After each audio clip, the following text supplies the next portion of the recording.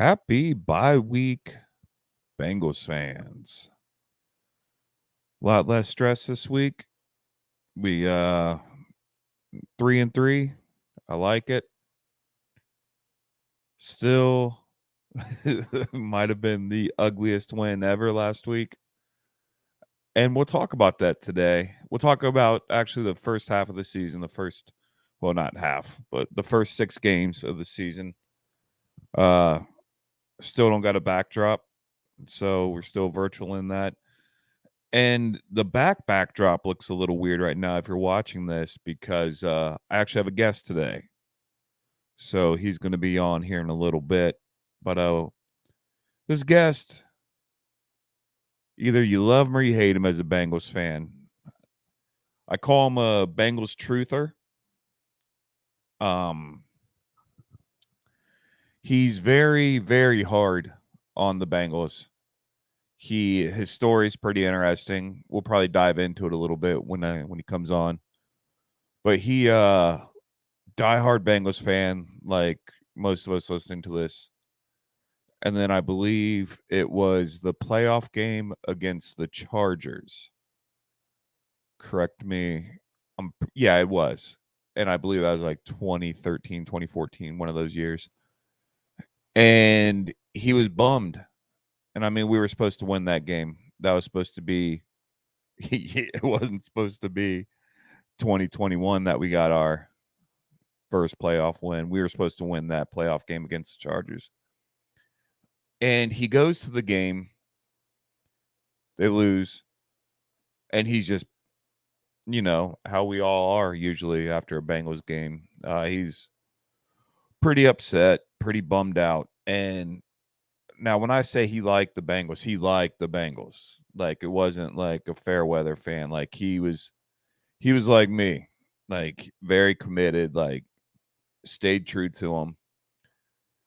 And his late father, also diehard Bengals fan as well.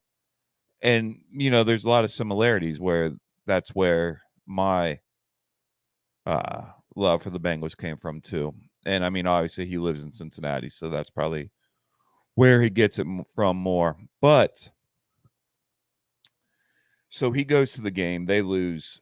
After the game, him and his brother are walking out of the stadium and they look over at one of the bars there and everyone is just dancing, drinking, having a great old time.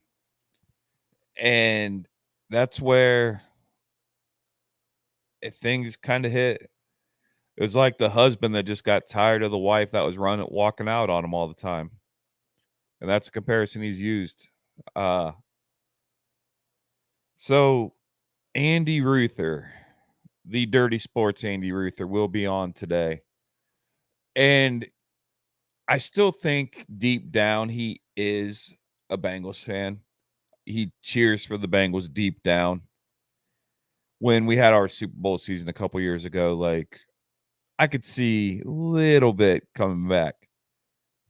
And that's the Joe Burrow effect. Joe Burrow brought Andy at least sort of back. I'm not gonna get wild and say he's like a true fan. He's a truther with the Bengals. And he's on a very successful podcast, The Dirty Sports, which I probably wouldn't even be podcasting right now if it weren't for the amount of times I've been on The Dirty Sports, having fun, always thinking, man, I really want to give this a try. So this week, I'm bringing him on, and we're just going to recap the beginning of the season. We're going to see, I'm sure some stats are going to come up. He's a big stat head. And we're just going to talk. I know he's going to have a lot to say about, the ownership. Or that's half the reason he walked out. He left us. But he's coming back. By the power of Joe Burrow is bringing him back. So, ladies and gentlemen, without further ado, the Podfather, the podcast master, dare I say. The guy's, he's been doing this for a while. Ladies and gentlemen, please welcome Andy Ruther. Yeah, before I bring him on, I'm sorry. What I'm actually doing is I'm pausing this and waiting for him to be ready, and then I'll bring him on. Bring you guys up to speed a little bit. You're gonna hear some callbacks to Randy Ruther. Now, if you're a dirtball listening to this, you know the whole story. But one night, during the Bengals Super Bowl season when they were starting to look good, I'd always tease Andy about like, "Oh, you're a Bengals fan again. Just admit it." And he wanted to admit it. Stuck to his guns during the regular season. We actually had a deal, a bet I made him. Like, I will pay him $100 if the Bengals don't win a playoff game that year, and he will let me host the Dirty Sports in his spot. So, I mean, I got to host obviously, but one night after a few tequila sodas, I make a Twitter account called Randy Ruther, where I take a picture of Andy and just put a mustache on it. Like I literally Googled app that adds mustaches, and I found one, and I put it on him, and it just stuck. Like I've done a lot of shit on that podcast, but that one really stuck. So when Andy comes on here in a little bit and I we talk about Andy and Randy. Just know that's where it's at. Also, the Dirty Sports is celebrating their 1000th episode, December 16th, I believe, in New Orleans. I'll be traveling there with the hosts Joe Prano and Andy Ruther, and Andy's actually making his return to stand-up comedy. I'll be doing the guest spots on the show, and Andy will be hosting, and it'll be headlined by Joe Prano, so it'll be a good time. So now we're going to wait for Andy to get here. I'll be back. And we are here, folks. The man, the legend, Andy Ruther. Welcome to the jungle, baby. I love hearing that. I tell you what, man, for as critical as I have been of the Bengals, the Welcome to the Jungle and the Guns N' Roses theme when when you're at the stadium, like you get turned. Always. Always. Um, have Do you know you when do you know when they adopted that? Was that the Super Bowl run in '88? I believe so. I mean, it makes sense time-wise. Right? Yeah, with Guns N' Roses, Appetite for Destruction coming out. Yeah. Yeah. So, did you know on Apple there's a Cincinnati Bengals game day playlist? No, what's on that? A bunch of Kid Cudi. It's the weirdest thing. I was like, pretty sure he's from Cleveland, but since he's Burrow's boy, I guess that's the reason they put it on there. But yeah, it's wild. There's stuff you're like, what? This is not a Bengals song at all. But so what's going on in your head, that man? We're you know for the 6 games Bengals, in, yeah, 3-3 to buy. um, the typical Bengals fan in me is like, it could be a lot worse. But the realist in me, the the person that I talk to when I'm with you, feels I'm nervous. These next 4 weeks are gonna, I think, determine the season. I don't think everyone's like, well, you're including Houston. I am including Houston. Like that's an easy game that the Bengals could go into and lose, if I'm being honest. Well, But that's why I love the NFL, right? I mean, the any given Sunday is, I would put that as a W. But you're right. You never know, man. That's what's so great about the league. yeah, I mean, look at the two teams that just beat the Jets. I mean, yeah, the Jets and the Browns. That's obvious, easy wins for those teams. And look what happened last week. So I don't know, Andy. I got something for you though. I got I'm something ready. at the gate. Let's do it. Out of curiosity, I had to look something up. I'll tell you what, man. We all know how critical I've been at Zac Taylor's play calling. I'm I'm your I'm co-signer. on record to say it's next level bad. I'm willing to say that at this point. I started to ease up last year, But here's a stat for you and any Bengals fan out there. This is the only stat you need to prove he's a terrible play caller. Can we, before I say the stat, can we agree that the trio of Boyd, Chase, and Higgins is arguably, when they're all healthy, like the best trio of wide receivers in the NFL? 100%. And then you throw in Joe Burrow, right? We all know what Yeah. Joe Burrow is. So this is the third season with all three of those wide receivers together. Now we're only a third into it, but just take it for what it's worth. The Bengals have never been top 5 in points per game scoring with that trio and Joe Burrow. Ever? How? They've never finished, and they're currently not near the top 5. Obviously, it's only 6 games in. They've never been top 5 in the NFL in points per game with Higgins, Chase, Boyd, and Burrow. That's all you need to know about Zac Taylor's play calling. Facts. Isn't that insane though? Like that, even I was like, they've never finished. We're not talking top 3. We're talking top 5. They've never finished higher than 7th. How is that possible with the talent they've had? I have no idea. That's crazy.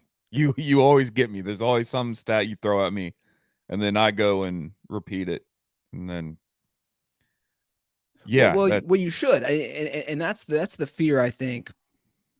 We talk about any given Sunday. I think that's the fear with the Bengals. You don't want to fall into this. This window is so small. It just is. We're seeing yeah, it now with the Patriots. They had a glorious run for God knows how many years with Tom yeah. Brady. But my point is, like, you got to win now, man. Oh, for sure, for sure. Um, yeah, it's weird. I thought that this, like coming into this season, it's the funniest thing with the Bengals because you could have you could not have convinced me that the Bengals weren't gonna. This was the year, and everyone wants to put it on Burrow, and that's another podcast. But 3-3, the fact that we're happy that we're 3-3, like tells you how the beginning of this season started. And can they turn it around? Of course they have Sure. in many years. But I'm also one to say that I don't take it's the same record as last year. I don't that's it's not the same Bengals as last year. The stat that I found funny that I looked up today before you came on, Joe Mixon, our leading rusher, we're 6 games in, 366 yards. What a mess, man. Yeah. So here's the difference. You talk about win now. They didn't go all in. And this is always my gripe with the Brown family and the management of the Bengals. They didn't go all in. They really didn't. If you look and see the running back situation, the spin, there's always a spin on things, right? Like the spin was, oh, Mixon took a pay cut. Well, he took one because nobody wanted him. Yeah. Take the off the field stuff. I don't even care about the off the field stuff. Yeah. Take that away from the discussion. He had one Yeah. good game last year against Carolina. My point is, nobody wanted Mixon. He had to take a pay cut. Right. And See that. right. And the situation with running back, I was just reading that. I think they're last in the NFL in rushing yards per game. I could be wrong, but it's close to next to last, if not last. Like Justin, the Piron leaving, that can't be understated because he didn't sign for that much. Yeah. Yeah. Well, what's funny now is you look at all the I watch a lot of Bengals podcasts now, and there's a few of them that are saying like the Bengals need to get P. Ryan back. He's not doing anything in Denver. They need to give up a 5th or a 6th round to bring him back. Like that'd be the most Cincinnati Bengals thing ever to cut someone, let him go play somewhere else. He doesn't do too good over there. Then Mike Brown's like, we'll take him back. You know what? It would, but I wouldn't hate it because obviously he knows No. the system. He succeeded with that system. Right. But like him and Hayden Hurst, again, Hurst didn't sign for that much. Yeah. And he was a nice security blanket for Burrow. They have zero production out of the tight end position. Irv Smith has been what I can tell you right here, actually. Let me look this up. Irv Smith receiving 6 catches for 32 yards. That's a joke. In 6 games, he's Yeah. got he's got to catch a game. He's not even averaging 6 yards a catch. Yeah. And you would think a tight end with Joe Burrow, and especially the way that they're playing, the way that he has to play right now, with a lot of the just dump the ball off real quick, you would think that the tight end would arguably be Oh, the biggest threat. dude, if they had Hayden Hurst still, Yeah. but again, these in my opinion are short sighted decisions within the organization. Right. Like, and I see the same thing about the Jesse Bates and Von Bell. I don't. Those aren't as much to me because it's like those guys were nice in the defense, but my thing is Lou's a great coach and he's a great schemer, and the defense, as we know, the defense is why they're 3-3. I mean, they win this Yeah. Rams and they win the Seahawks game because of the For defense. sure. Yeah. It's we I don't think we've seen, and I talked about it on here, we haven't seen a complete game yet from where both sides are No, clicking, because even in that first drive against Seattle, when Seattle they made it look easy, I was like, "Oh no, this is not the defense." And then you see it, what I thought looked like the old Burrow, like Burrow of last year, that first half. I was like, "Oh, here we go." Like, look, I've been really critical on the fact that they're playing them, but I'm to the point now where I've thrown my arms up. I'm like, "All right, if you're going to play them, let's do this." But then the second half, it was like almost like a tag team wrestling thing. The offense tagged the defense in, because the offense, like you said, Carroll just came back with a new scheme, and and right there, another thing, another instance showing Zach getting out coached in the second half for sure. and again, like this is nothing personal for me with the Zac Taylor. No. It's look, and I hear only positive things from the players, from the city. I've watched his son destroy the basketball team I was coaching. You know what I'm saying? Yeah, Like, yeah, yeah, yeah, like, like I've only heard good things about Zac Taylor as a person. I just want to make that clear. yeah, But he has zero, again, factually, he has zero track record of being good at calling plays as an offensive coordinator. yeah, Whether that was with University of Cincinnati, whether that was with Miami as a interim offensive coordinator. It's again, it's nothing personal, man. You just yeah, like you see it like when I was at that Baltimore game last month, you see how they come out, and then you see in the second half how they come out. And I'm like, wow, you guys look like a different team and you look great. Why didn't they do this from the start? yeah. So let me ask you this. The running game is non-existent, as you just said. Non-existent. Non-existent. So if I'm the New England Patriots through the Brady days, they played to their strengths, right? Yeah, Offensively. yep, So they had some years where they didn't have a running game and they said Brady's just going to toss the ball, chuck the ball around the field 40, 50 times. yeah. You think that's what they should do at this point? I think that's what they have to do when they come back from this bye. And you know, who's the having a brain fart right now? The Orlovsky. He was even saying that, like, he thinks that Burrow's going to be 100% after the bye. Yeah. And I think somewhere between 75 to 90%, in my opinion. But what do I know? I'm just a dude with a microphone. Like, I don't have any inside information. But realistically, I would think 75% to 90%. And I think, how many games did it take them to finally throw that long ball? So it's almost like what we need him to do, he can't do. And what we need our running backs to do, they're not doing. but it does.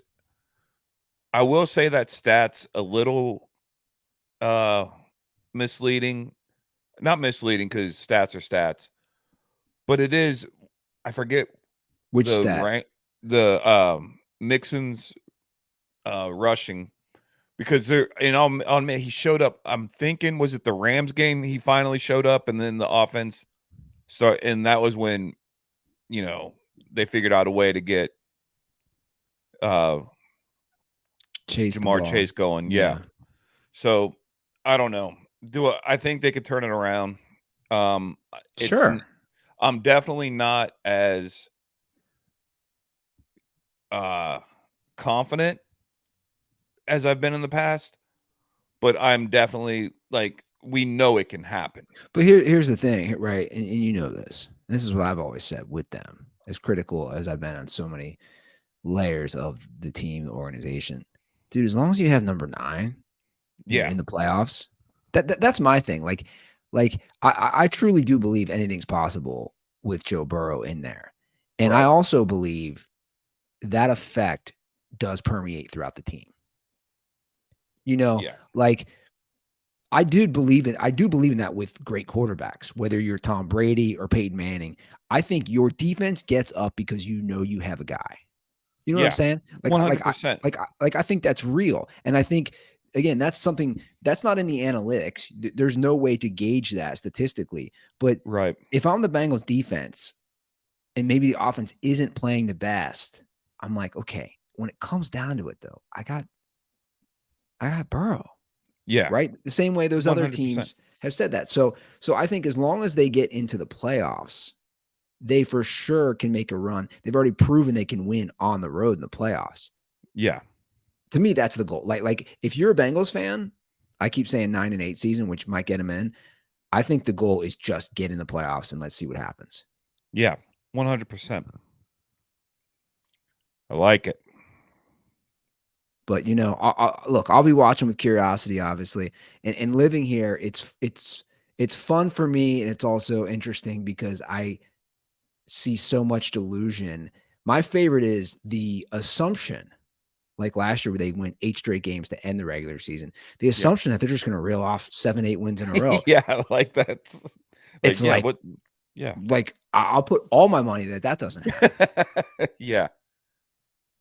So so So, here, so so this will be my thing real quick. yeah, The next 2 games are tough. They got to split those. right. That's what I was gonna ask you, like, what you think 'ca I'm gonna take it to the next 4 games. Okay. What's your what's your call on, each game? So I think they lose San Francisco. I think they beat the Bills. I think they're 4-4 regardless after that. Then who they have after that? Houston. Yeah, I think they win that. and then Baltimore again.